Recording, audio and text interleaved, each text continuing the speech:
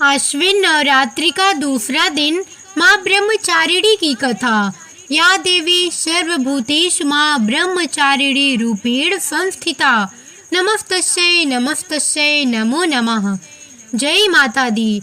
आज आश्विन नवरात्रि का दूसरा दिन है और आज आश्विन माह शुक्ल पक्ष की द्वितीया तिथि है। आज के दिन माता ब्रह्मचारिणी की व्रत तथा कथा का श्रवण करने से लंबी आयु का आशीर्वाद प्राप्त होता है। श्रवणकर्ता को सभी प्रकार के सुख प्राप्त होते हैं और कार्यों में सफलता मिलती है। व्यक्ति को लक्ष्य की प्राप्ति होती है। त्याग, ब्रह्मचर्य, वैराग्य, तप जैसे गुण व्यक्ति में समाहित होते हैं, जो आज मैं सुना रही हूँ। माँ ब्रह्मचारिणी की बड़ी ही दुर्लभ तथा पौराणिक कथा, जो आप सभी भक्तगण इन कथाओं को बड़ी श्रद्धा तथा प्रसन्न चित्त मन से सुनिएगा। ब्रह्मचारिणी देवी का स्वरूप पूर्ण ज्योतिर्मय एवं अत्यंत भव्य है। उनके दाहिने हाथ में जप की माला और बाएं हाथ में कमंडल रहता है। अपने पूर्व जन्म में जब यह हिमालय के घर पुत्री के रूप में उत्पन्न हुई थी, तब नारद जी के उपदेश से उन्होंने भगवान शंकर जी को पति के रूप में प्राप्त करने के लिए अत्यंत कठिन तपस्या की थी। इसी दुष्कर तपस्या के कारण इन्हें तपचारी अर्थात ब्रह्मचारिणी के नाम से आहित किया जाने लगा। 1000 वर्ष उन्होंने केवल फल फूल खाकर व्यतीत किए थे। 100 वर्ष तक केवल साग निर्वाह किया था। कुछ दिनों तक कठिन उपवास रखते हुए खुले आकाश के नीचे वर्षा और धूप के भयानक कष्ट सहे। इस कठिन तपस्या के बाद 3000 वर्षों तक केवल जमीन पर टूटकर गिरे हुए बेलपत्र को खाकर वह भगवान शिव जी की आराधना करती रही। इसके बाद उन्होंने सूखे बेलपत्र को खाना भी छोड़ दिया। कई हजार वर्षों तक निर्जल और निराहार तपस्या करती रही। प्रिय भक्तगणों, पत्तों को भी खाना छोड़ देने के कारण उनका नाम अपर्णा भी पड़ गया। 1000 वर्षों की कठिन तपस्या के कारण ब्रह्मचारिणी देवी का यह पूर्व जन्म का शरीर एकदम क्षीण हो गया। वह अत्यंत कृशिका हो गई, अर्थात सूख के कांटा हो गई। उनका शरीर पूरी तरह से सूख गया। उनकी यह दशा देखकर उनकी माता मैना रानी अत्यंत दुखी हो उठी।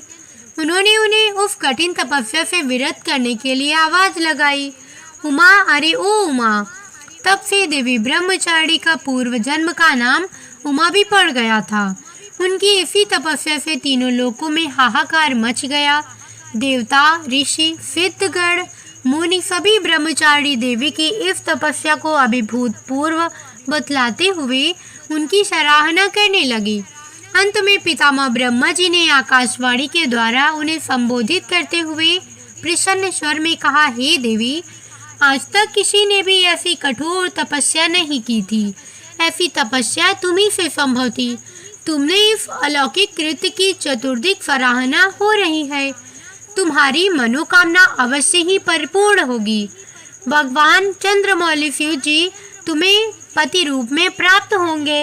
अब तुम तपस्या से विरत होकर घर लौट आओ। शीघ्र ही तुम्हारे पिता तुम्हें बुलाने आ रहे हैं। प्रिय भक्तगणों, माँ ब्रह्मचारिणी की इस कठोर तपस्या को देखते हुए भगवान शिव जी ने कई बार उनकी परीक्षा भी ली। उस परीक्षा में भी माँ उत्तीर्ण हुई और इसे प्रसन्न होकर महादेव भगवान भोलेनाथ ने माता ब्रह्मचारिणी को अपनी अर्धांगिनी स्वीकार किया, उन्हें आशीर्वाद दिया तथा उनसे विवाह किया। माँ दुर्गा का यह दूसरा स्वरूप भक्तों और सिद्धों को अत्यंत फल देने वाला है। उनकी उपासना से मनुष्य में तप, त्याग, वैराग्य, सदाचार, संयम की वृद्धि होती है। जीवन के कठिन संघर्षों से भी उसका मन कर्तव्य पथ से विचलित नहीं होता है। माँ ब्रह्मचारिणी देवी की कृपा से उसी सर्वत्र सिद्धि और विजय की प्राप्ति होती है। दुर्गा पूजा के दूसरे दिन इन्हीं के स्वरूप की उपासना की जाती है। इसी दिन साधक का मन स्वादि स्थान में उपस्थित होता है। इस चक्र में अवस्थित चित्त वाला योगी ब्रह्मचारिणी जी की कृपा व भक्ति सहज ही प्राप्त कर लेता है। एक बार प्रेम से बोलिए, माता ब्रह्मचारिणी की जय। जय हो माँ शारदा, जय माँ भवानी, अपने सभी भक्तों का दुख दूर करो माँ। जय माता दी। ओम नमः शिवाय। प्रिय भक्तगणों, अब आइए सुनते हैं माता रानी की दूसरी कथा। एक राजा और एक रानी थी। बहुत दिनों तक उनके कोई संतान नहीं हुई। बहुत जप तप करने के बाद कई सालों बाद उनको एक संतान की प्राप्ति पुत्र के रूप में हुई। अब राजा और रानी बहुत खुशी से अपना राजपाट संभालने लगे। कई दिनों तक ऐसा चलता रहा। देखते देखते पुत्र 4-5 साल का हो गया। एक दिन की बात है, रानी दोपहर में बच्चे के साथ सो रही थी और बच्चे की नींद खुल जाती है। वह उठकर बाहर की ओर जाने लगा, क्योंकि उसको बाहर जाने नहीं दिया जाता था। अपनी माँ को सोता देखकर उसके मन में बाहर जाकर अपनी उम्र के बच्चों के साथ खेलने की इच्छा हुई और वह छिपकर बाहर चला गया। वह खेलते खेलते बहुत दूर चला गया और वह किसी दूसरे गांव में जा पहुंचा। इधर जब रानी की नींद खुली तो वह बच्चे को अपने पास ना देखकर बहुत हैरान हुई। फिर बच्चे की खोजबीन शुरू की गई। बहुत प्रयास करने के बाद सफलता हासिल नहीं हुई, अर्थात बच्चा उनको नहीं मिला। अब राजा रानी फिर से दुखी हो गए। अब वह बच्चा उस गांव में एक ग्वाले के घर पहुंचा तो ग्वालिनी ने उससे पता पूछा कि हे पुत्र, तुम कहाँ से आए हो? तो वह बच्चा अपने बारे में कुछ बता नहीं सका, क्योंकि वह बड़ा छोटा था।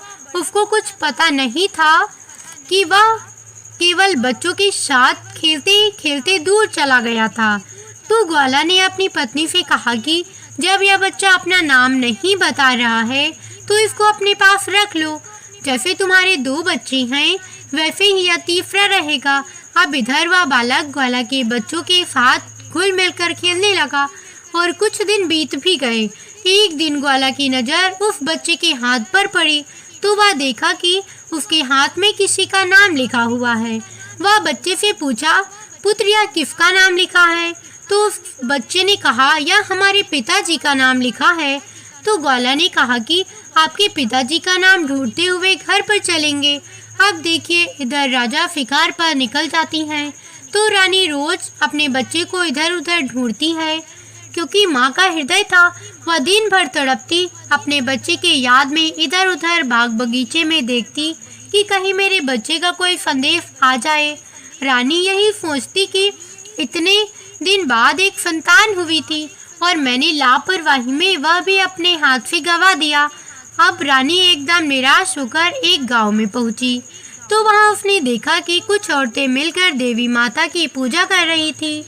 रानी भी वहां जाकर बैठकर पूरी पूजा देखती है और पूजा के दौरान माता रानी की कथा को बहुत मन लगाकर सुनती है। पूजा खत्म हो जाने के बाद सारी सुहागिनें रानी को प्रसाद देती हैं। तब रानी ने पूछा, बहन, आप किसकी पूजा कर रही थी? हमको भी बताइए। तब सभी सुहागिनों ने कहा कि हम माँ भवानी, माँ दुर्गा की पूजा कर रहे थे। माता बहुत ही दयालु हैं। यह अपने भक्तों के संकट को क्षण मात्र में दूर कर देती हैं। वह ध्यान करने वाली बात है कि तब तक आपकी मनोकामनाएं तुरंत पूरी हो जाती हैं। जब आपकी मनोकामनाएं पूरी हो जाएं तो तुरंत माँ देवी की पूजा करिए। आप जो मन्नत मांगती हैं उसे पूरा करिएगा। मनोकामना पूर्ण होने के बाद माता रानी की पूजा तुरंत ही कर लेना चाहिए, उनको टालना नहीं चाहिए। तो रानी ने अपने मन में सोचा कि अगर माँ भवानी ने हमारा बच्चा सकुशल वापस हमारे पास पहुँचाया तो हम भी इसी तरह से सभी सुहागिनों के साथ माता रानी की पूजा करेंगे। उधर रानी का यह मन्नत मानना हुआ कि इधर ग्वाला बच्चे को लेकर उसके पिता की तलाश में निकल पड़ा। वह कई जगह ढूंढते हुए काफी देर बाद गांव के किनारे पहुंचा तो एक व्यक्ति से पूछा कि भैया, इस नाम के व्यक्ति को क्या आप जानती हैं? तब उस आदमी ने बताया, हाँ भैया, यह हमारे राजा का नाम है। उनका पुत्र खो गया है। क्या यह उन्हीं का पुत्र है? यह बताकर ग्वाला को घर का पता बताया। ग्वाला जब बच्चे को लेकर राजा के द्वार पर पहुंचा तो राजा रानी ने अपने बच्चे को देखकर लिपट कर रोने लगे और बार बार ग्वाला का धन्यवाद करने लगे। राजा ने पूछा कि भाई, मेरा बेटा आपने कहाँ से पाया? तो ग्वाला ने कहा, राजा साहब, यह बालक घूमते घूमते हमारे गांव आ पहुंचा था। तब हमने इससे इसका पता पूछा तो बालक कुछ ना बता सका। एक दिन खेलते खेलते जब मेरी नज़र इसके हाथ पर गई तो उसका नाम लिखा हुआ था और उसी नाम के सहारे हमने इसको आप तक पहुंचाया है। प्रिय भक्तगणों, रानी की खुशी की सीमा ना थी। रानी ने राजा से कहा कि ग्वाला को खूब धन दौलत देकर विदा कीजिए, लेकिन ग्वाला ने कुछ नहीं लिया और कहा, जितनी खुशी आपको है अपना पुत्र पाकर, उतनी खुशी मुझे भी है कि मैंने आपको आपकी धरोहर वापस पहुंचाई है सकुशल। अंत में राजा ने ग्वाला को धन देकर विदा किया। अब रानी को यह तुरंत याद आया कि वह माता रानी की मन्नत मानी थी, उनकी पूजा करने का और नवरात्रि का व्रत करने का। रानी ने राजा से कहा, हमने माँ दुर्गा का मन्नत मांगा है, हमें नवरात्रि का व्रत करना है, हम नवरात्रि का व्रत करेंगे। नगर की कुछ स्त्रियों को निमंत्रण दीजिए और तुरंत माँ भवानी की पूजा कीजिए। रानी ने तुरंत माता की पूजा करने वाली सारी सामग्री इकट्ठा करवाई। माता रानी की पूजा की सारी व्यवस्था की गई। सभी सुहागिनों ने मिलकर माता रानी की विधिवत पूजा की और माँ भवानी दुर्गा माता का गीत गाया। जिन सुहागिनों को माता रानी की कथा आ रही थी, उन्होंने माता रानी की कथा सुनाई और फिर अंत में सभी सुहागिनों ने मिलकर माता रानी की आरती की और उनसे प्रार्थना की कि हे माँ, जिस तरह आपने हमारे संकट को दूर किया, ऐसे ही जो आपको याद करे, आप उनके भी संकट को तुरंत दूर करना। हे माँ, आपका स्वभाव बड़ा ही दयालु है, बड़ा ही सहज, बड़ा ही कृपालु है। जय माता रानी। हे माँ भवानी, जिस प्रकार आपने रानी के बच्चे को वापस किया, उसकी गोद भरी, उसके जीवन में खुशियाँ लौटाई, उसी प्रकार सभी माताओं की गोद को हरा भरा रखना, सभी के घर में सुख समृद्धि लाना। जय माँ दुर्गा। ओम नमः शिवाय। प्रिय भक्तगणों, अब आइए सुनते हैं माँ तारा रानी की कथा। एक समय की बात है, माँ भगवती को मानने वालों में से एक राजा स्पर्श भी थे। वह दिन रात उनकी पूजा अर्चना में लीन रहते थे। राजा को किसी चीज की कोई कमी नहीं थी, बस उन्हें बच्चे की इच्छा थी। सालों से बच्चा ना होने के कारण राजा कुछ निराश रहा करता था। एक दिन राजा की भक्ति से प्रसन्न होकर माँ भगवती ने सपने में आकर उसे 2 बेटी होने का वरदान दिया। आशीर्वाद मिलने से कुछ समय बाद राजा के घर 2 कन्याओं ने जन्म लिया। बेटी उत्पन्न होने की खुशी में राजा ने सबको दावत दी और बेटी की जन्म कुंडली बनवाने के लिए पंडितों को बुलवाया। सब ने राजा से एक ही बात कहा कि यह साक्षात देवी का रूप है, जहाँ भी इसके कदम पड़ेंगे वहाँ खुशियाँ ही खुशियाँ आएंगी, यह भगवती देवी की भक्तिन होगी। इतना सब कहकर पंडितों ने लड़की का नाम तारा रख दिया। कुछ समय बाद मंगलवार के दिन राजा के घर एक और बेटी पैदा हुई। ज्योतिषियों ने उसकी भी कुंडली बनाई और उदास हो गए। राजा ने जब उनसे उदासी का कारण पूछा तो ज्योतिषी ने बताया कि यह लड़की आपके जीवन में खूब सारा दुख लेकर आएगी। राजा ने ज्योतिषी से पूछा कि आखिर मैंने ऐसे कौन से खराब कर्म किए थे कि इसने मेरे घर जन्म लिया। ज्योतिष ने बताया कि आपकी 2 बेटियां राजा इंद्र की अप्सराएं हुआ करती थी। इसमें से सबसे बड़ी बहन का नाम तारा और छोटी का नाम रुक्मी था। एक दिन यह दोनों मिलकर धरती की सैर करने के लिए गई। दोनों ने ही वहां पहुंचकर एकादशी के दिन व्रत रखा। तारा ने अपनी छोटी बहन से कहा कि आज एकादशी का व्रत है, इसलिए बाजार जाकर कुछ ताजे फल ले आओ, लेकिन वहाँ कुछ खाना मत। रुक्मी बाजार फल लेने के लिए चली गई। वहाँ से उसने मछली के पकौड़े दिखे, उसने झट से उसे खा लिया और अपनी बहन के लिए कुछ फल ले आई। रुक्मी ने तारा से पूछा कि तुम अपने लिए फल क्यों नहीं लाई? उसने जवाब दिया कि वह मछली के पकौड़े खा कर आई है। तारा ने गुस्से में कहा, तुम पापिनी हो, एकादशी के दिन तुमने मछली खा ली। ऐसे खराब कर्म के लिए मैं तुम्हें छिपकली बनने का श्राप देती हूँ। अब उसी जंगल में तारा की बहन छिपकली बनकर रहने लगी। वहाँ एक जाने माने ऋषि गुरु गोरख भी अपने कुछ शिष्यों के साथ रहते थे। उनके शिष्यों में एक बहुत ही घमंडी शिष्य था। अपने घमंड के चलते वह शिष्य कमंडल में पानी भरकर एकांत में बैठकर तपस्या करने लगा। तभी एक प्यासी गाय वहां आ पहुंची। उसने सीधे अपना मुंह उस कमंडल में डाल दिया और पानी पी लिया। पानी पीने के बाद जैसे ही गाय अपना मुंह बाहर को निकालने लगी तो कमंडल नीचे गिर गया और ऋषि का ध्यान भंग हो गया। ऋषि ने देखा कि गाय पानी पी गई है। अब गुस्से में ऋषि ने गाय को एक चिमटे से बुरी तरह घायल कर दिया।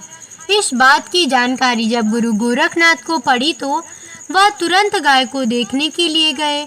जैसे ही उन्होंने गाय की हालत देखी वैसे ही उसने उस घमंडी शिष्य को आश्रम से निकाल दिया। कुछ दिनों बाद गौ माता पर किए गए उस अत्याचार से होने वाले पाप को कम करने के लिए उन्होंने एक यज्ञ करवाया। इस यज्ञ के बारे में गाय को चिमटे से मारने वाले घमंडी शिष्य को भी पता चल गया। वह सीधे पक्षी का रूप धारण करके यज्ञ स्थल पर आ गया और भोजन में अपनी चोट से मरा हुआ सांप डाल दिया। किसी को इस बात की खबर नहीं हुई। यह सब होते हुए तारा से श्राप मिलने वाली छिपकली रूपी रुक्मी देख लेती है। उसके मन में हुआ कि इसे खाकर सारे लोग मर जाएंगे। प्रिय भक्तगणों, सबकी जान बचाने के लिए छिपकली बनी रुक्मी सभी लोगों के सामने भोजन में गिर गई। लोगों ने छिपकली को खूब कोसा और बर्तन को खाली करने लगे। उसी वक्त भंडारा करने वाले को खाने में मरा हुआ सांप दिखाई दिया। तब कहीं जाकर सबको समझ में आया कि छिपकली सबकी जान बचाने के लिए जानबूझकर भोजन में गिरी थी। एक छिपकली होने के बावजूद भी इतने अच्छे विचार होने की वजह से यज्ञ में मौजूद सारे महत्वपूर्ण लोगों ने कहा कि हमें छिपकली की मुक्ति के लिए प्रार्थना करनी चाहिए। प्रिय भक्तगणों, अब पंडित ने राजा से बताया कि सबकी प्रार्थना से ही वह छिपकली तीसरे जन्म में आप जैसे प्रतापी राजा के घर बेटी के रूप में पैदा हुई है।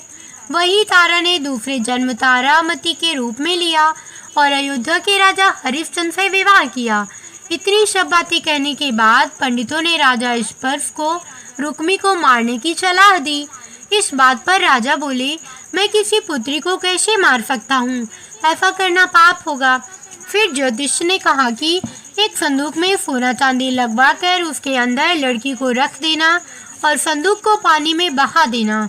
उसमें लगा हुआ सोना चांदी देखकर लोग नदी से संदूक जरूर निकालेंगे और लड़की की जान बचा लेंगे। राजा ने ज्योतिष ने जैसा बताया था ठीक वैसा ही किया। नदी में सोना चांदी जड़ा हुआ संदूक देखकर काशी के पास ही एक ने उसे बाहर निकाल लिया। उसकी कोई संतान नहीं थी, इसीलिए उसने संदूक के अंदर की कन्या को पालने का फैसला किया। उस कन्या को उसकी पत्नी ने खूब प्रेम से पाला और रुक्मी नाम रख दिया। बड़ी होते ही दोनों ने रुक्मी का विवाह कर दिया। रुक्मी की सासू माँ तारामती और राजा हरिश्चंद्र के महल में साफ सफाई का काम किया करते थे। कुछ दिनों बाद रुक्मी की सासू माँ बीमार हो गई, जिसकी जगह रुक्मी वहाँ काम करने लगी। तारामती ने उसे देखा और पुराने जन्म के पुण्य के कारण पहचान लिया और उसे कहा, तुम मेरे साथ बैठ जाओ। रुक्मी ने बोला कि मैं तो अभागिन हूँ, इसीलिए आपके साथ नहीं बैठ सकती। तब तारामती ने उसे बताया, तुम पूर्व जन्म में मेरी ही बहन थी। तुमने एकादशी के व्रत के दिन मछली खा ली थी, तो मैंने तुम्हें दंड देते हुए छिपकली बना दिया। अब तुम्हें दोबारा मनुष्य मिला है, तो इस जन्म में माँ वैष्णव की पूजा करके पुण्य कमा लो। माँ की पूजा से तुम्हारी सारी इच्छाएं पूरी होंगी। तारामती की बात को सुनने के बाद रुक्मी माँ वैष्णव से एक बेटे के लिए प्रार्थना करती है और कहती है कि अगर उसकी मनोकामना पूरी हुई तो वह अपने घर में माँ वैष्णो देवी की पूजन और जागरण करवाएंगी। प्रिय भक्तगणों, माँ वैष्णो देवी उसकी प्रार्थना सुन लेती हैं और उसे एक पुत्र देती हैं। पुत्र की प्राप्ति के बाद रुक्मी उसकी देखभाल और लाड दुलार में माँ वैष्णो देवी की पूजा करना भूल जाती हैं। ऐसे होते होते 5 वर्ष बीत गए और फिर एक दिन उस बच्चे को यानी माता निकल जाती हैं। बच्चे की ऐसी स्थिति देखकर परेशान रुक्मी अपने पिछले जन्म की बहन तारामती के घर जाकर उन्हें समस्या के बारे में बताती है। जब तारामती ने पूछा कि तुमने माँ वैष्णो देवी की पूजा अर्चना में कोई गलती तो नहीं की, फिर रुक्मी को याद आता है कि उसने माँ वैष्णो देवी का जागरण कराने का प्रण लिया था। यह बात याद आते ही रुक्मी को बहुत पछतावा हुआ और मन में माँ से कहा कि बच्चे के ठीक होते ही वह अपने घर में जागरण करवाएंगे। अगले ही दिन उसका पुत्र पूरी तरह से ठीक हो गया। तभी रुक्मी ने माता रानी के मंदिर जाकर पुजारियों को कहा कि मंगलवार के दिन जागरण करवा दीजिए। रुक्मी की बात सुनकर पंडित कहते हैं कि तुम ही 5 रुपए दे दो, तुम्हारे लिए हम मंदिर में ही जागरण करवा देते हैं। रुक्मी कहती है कि मुझे पता है कि मैं चमारिन हूँ, लेकिन आप मेरे घर आकर ही जागरण करवा दीजिए। माँ किसी तरह का भेदभाव नहीं करती हैं, तो आपको भी नहीं करना चाहिए। इस पर पंडित ने विचार विमर्श करके कहा कि अगर रानी आपके जागरण में आती है तो हम तुम्हारे घर आकर जागरण करवाने के लिए तैयार हैं। पंडित की बातें सुनकर रुक्मी अपने बहन रानी तारामती के पास जाती है और रानी तारामती को सारी बात बताती है। रुक्मी की बात सुनकर तारामती जागरण में जाने के लिए तैयार हो जाती हैं। इस बात को बताने के लिए रुक्मी जब पंडित के पास जाती है तब उसके बीच की बातों को सेन नामक नाई सुन लेता है। फिर वह राजा हरिश्चंद्र को जाकर सारी बातें बता देता है। राजा के मन में हुआ कि रानी को नीची जाति वालों के घर जागरण में नहीं जाना चाहिए। इसी वजह से वह अपनी अंगुली काट लेती हैं जिससे उन्हें नींद न आए और रानी जागरण में न जा सके। जब जागरण का समय होता है तब भी राजा को जागते हुए देखकर रानी मन ही मन माँ वैष्णो देवी से प्रार्थना करती है कि महाराज को नींद आ जाए ताकि मैं जागरण में जा सकूं। रानी की प्रार्थना करने के कुछ ही देर बाद राजा को नींद आ जाती है। फिर रानी तारामती रोशनदान से रस्सी बांधकर महल के नीचे आकर रुक्मी के घर चली जाती है। इसी जल्दबाजी में रास्ते में रानी का रेशमी रुमाल और एक पाँव का पायल गिर जाता है। इधर कुछ वक्त बाद राजा हरिश्चंद्र की नींद टूट जाती है। नींद टूटने पर रानी को अपने पास ना देखकर राजा उनकी तलाश में निकल जाते हैं। रानी को ढूंढते ढूंढते उन्हें रानी का रुमाल और पायल मिलता है। रानी की चीज़ों को अपने साथ लेकर राजा जागरण स्थल पर जा पहुँचे और एक जगह चुपचाप बैठकर जागरण सुनने लगे। माँ वैष्णो देवी के जयकारे के साथ जागरण खत्म होता है और सभी को प्रसाद दिया जाता है। तब रानी अपने हिस्से के प्रसाद को झोली में डाल देती है। रानी के ऐसा करने पर लोग उनसे पूछते हैं कि वह प्रसाद क्यों नहीं खा रही हैं। अगर आप प्रसाद का सेवन नहीं करती हैं तो जागरण में आए लोग भी प्रसाद नहीं खाएंगे। तब रानी बोली कि वह प्रसाद राजा के लिए था, अब आप मुझे प्रसाद दीजिए। फिर अपने लिए प्रसाद लेकर रानी सबके सामने खा लेती हैं। रानी के प्रसाद खाते ही जागरण में सभी भक्तों ने प्रसाद खाया। इसके बाद रानी महल के लिए निकल जाती हैं। तभी रास्ते में राजा ने उन्हें रोककर पूछते हैं कि तुमने नीची जात के घर का प्रसाद खाकर खुद को अपवित्र कर दिया है। तुमने मेरे लिए भी प्रसाद रखा है, अब तुम उसे मुझे भी अपवित्र करना चाहती हो। अब मैं तुम्हें अपने महल में नहीं ले जा सकता। यह बोलते हुए राजा रानी की झोली को देखता है। तब उन्हें प्रसाद की जगह गुलाब, चंपा, अनेक जैसे फूल और कच्चा चावल व सुपारी दिखाई देता है। इस चमत्कार को देखकर राजा हैरान हो जाते हैं। फिर राजा चुपचाप रानी को अपने साथ लेकर महल पहुँचे। वहाँ रानी बिना किसी चीज के राजा के सामने दीपक जलाकर राजा हरिश्चंद्र को हैरान कर देती है।